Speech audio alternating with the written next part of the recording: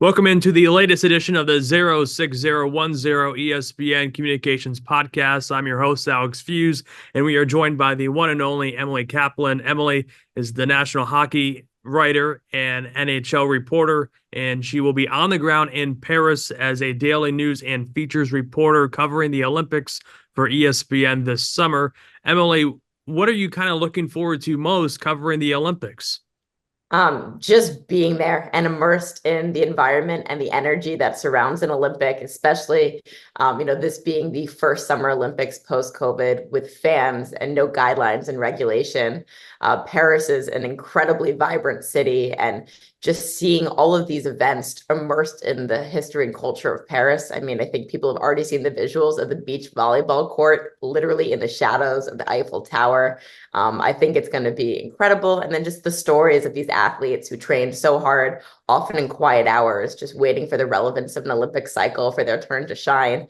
Of course, there are some other athletes that we know and we see a lot. LeBron James, Coco Gauff, the two flag bearers for Team USA. We see them in basketball and tennis on their circuit, and getting the camaraderie and pride of playing with their teammates now for Team USA will be really cool as well. How do you prepare for covering the Olympics? I don't know if you can fully prepare. I'm coming off a pretty long grind of an NHL season. We went 7 games in the Stanley Cup Finals on the road for nearly 2 months, and basically told the editors, like, I'll do some preparation, but I'm probably going to go on the ground a bit unprepared in a lot of ways. And I think that's okay, because my role is to bring the stories that American audience cares about. And I'm going to go there, and whatever strikes me as curious or interesting as just a sports fan, I think that the fans back home here in the US will find interesting as well. I think that's the approach I took into my NHL beat, right? Like, I used to cover the NFL, and I came in the NHL locker room and I'm like, well, this is weird. Like, why is it always done this way? Like, I find it curious, and I think an audience will too. So I think that in a large way shapes my approach, just a general curiosity. And because I'm covering news, whatever big story unfolds, and I mean, there's already a big one in the Canada women's soccer team, the defending gold medalists, allegedly spying on one of their first opponents, New Zealand, via a drone. Stories like that, like, how could you prepare for that? You just wait, you get on the ground, and then you find as many people as you can to talk to and figure out what's going on.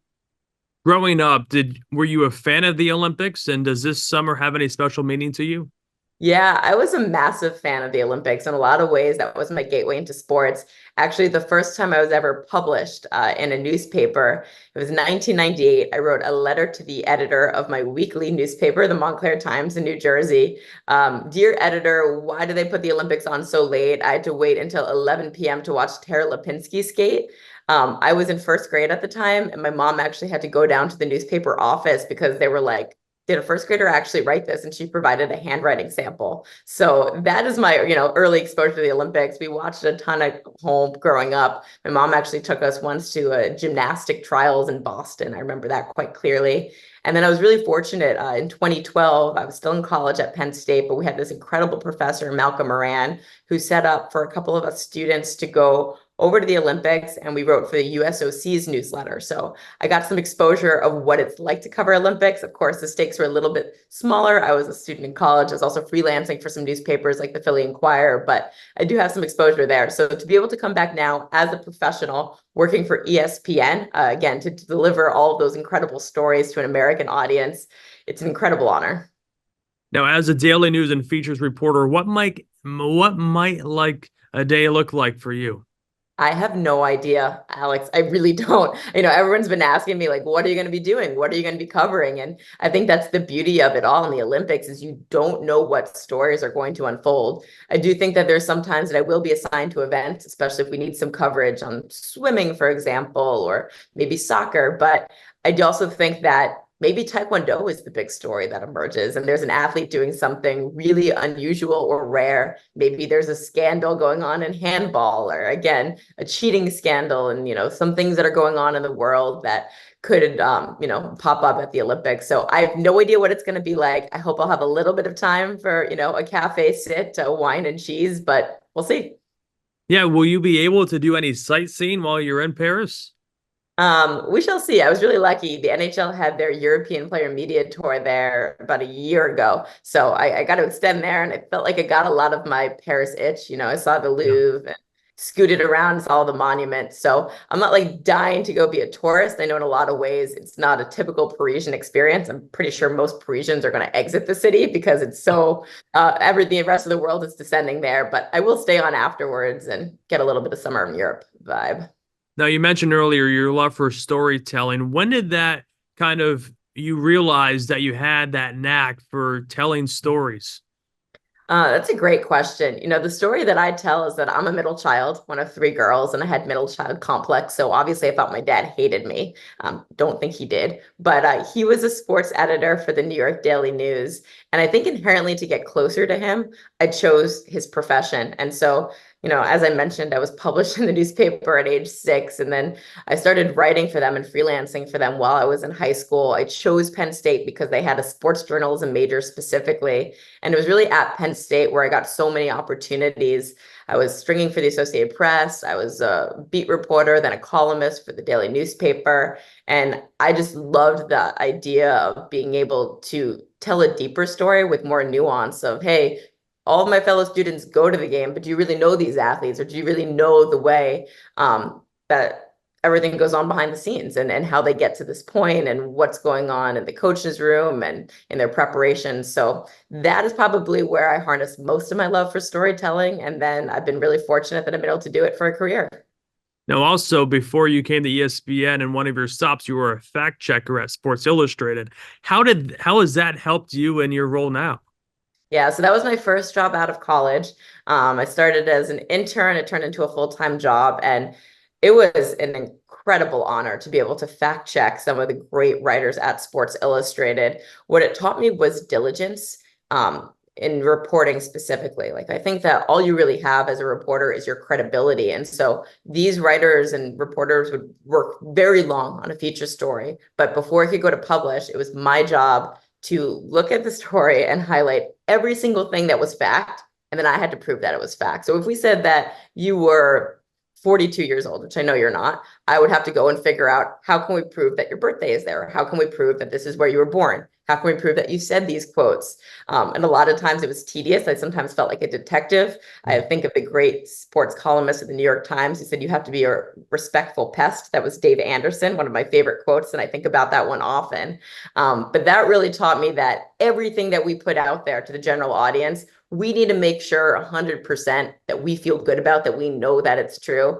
Because if you can find one flaw, and it might be just a small detail, like you were wearing a blue shirt today and you're not, you're wearing a white shirt with some polka dots, then people will question the rest of your story and then question your credibility as a journalist. So that was an invaluable experience and definitely shaped who I am today. Now, also, your role at ESPN, you're a national hockey writer and NHL reporter. When did you discover that your passion was hockey? So again, my middle child complex, to get closer to my dad. He loved hockey. It was his favorite sport.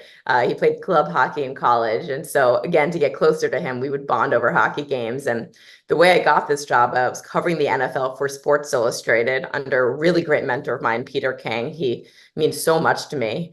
And ESPN called me and they said, hey, you know, we'd like to interview you for a potential football job. And I came to campus, and I must have mentioned several times my love for hockey, just inadvertently, just in conversation, because they called me back a few weeks, maybe even months later, and they said, look, we don't think we have an NFL job that we think you'd like or might be better than you have now, but our biggest need is a national hockey reporter. Would you be interested? And for me, it was an opportunity to own a beat, to cover a sport that I had always loved and adored growing up. And I thought it was an incredible opportunity. We did not have the rights at the time, so it was a little bit different covering the sport the first few years. And then once we got the rights, everything changed and the company was all in. What was your favorite moment from this past NHL season? Oh, I mean, the Stanley Cup final was one that I hope hockey fans will never forget, and I don't think they will. You know, we all thought we were going home after Florida Panthers were up 3-0, and then the Edmonton Oilers and Connor McDavid, who is going to go down as one of the goats of the sport, just staged the most insane, unreal comeback that captivated the sports world. Even if you might have been a casual hockey fan or just a casual sports fan, felt like everyone was tuned in and talking about this series, and the opportunity to cover game 7 when you know what's at stake, when you know how much it means to all of these guys, and legacies are defined by just 60 minutes of play. Oh, I get chills just thinking about it. So probably the game seven of the Stanley Cup final. I don't know how you could not pick that. All right, Emily, this is my favorite part of any interview I do. It's the Fuse Fast Five. It's five quick questions. Are you ready? Ready as I can be. All right, first one. Who was your favorite Olympian growing up? Oh, well, I did write about Tara Lipinski in that letter to the editor, so I'll have to defer to her. I love Tara and I love figure skating. Love it. Favorite sports venue you've got to work or cover a game in? Ooh, um, there's so many incredible venues and getting to go to the 2012 Olympics. But for me, anytime I get to go to Madison Square Garden and cover a Rangers game there, it's just such a unique opportunity. World's most famous arena, so got to go MSG. Favorite Olympic moment that you've witnessed? When I was at 2012 Olympics, Usain Bolt was running really, really fast and setting a ton of records and captivating the world. So the opportunity to see Usain Bolt, but also low key, also just with our press pass, we were able to go to different events. And I remember I wanted to go to a men's handball game because I was just curious what the game was like. I showed up 5 minutes late. I think it was like Sweden versus Germany or Italy. Someone's jersey was already ripped, like completely in the back. And I'm like, what is the intensity of the sport? How could this happen already? So that was something that'll always stick with me. If you could host a podcast with one person in your phone, who are you choosing and why? Oh, great question. Um, my mentor, Peter King, he had just retired this past season. This is his first year out of football, and he has so many stories to tell. He was entrenched in the NHL, NFL. It's always my Freudian slip for decades. So I would like to kick it back with Peter over a couple of years. Then the last one, what athlete are you most excited to see in person this summer? That's a great one.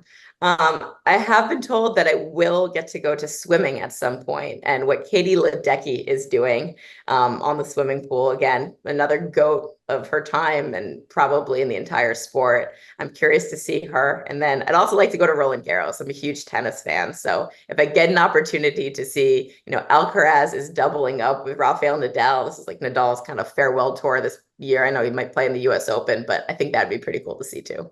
Well, Emily, best of luck covering the Olympics this summer. And thanks again for your time today during this busy time for you. I appreciate you. I'm really excited. So thanks for letting me share that excitement with all of you guys.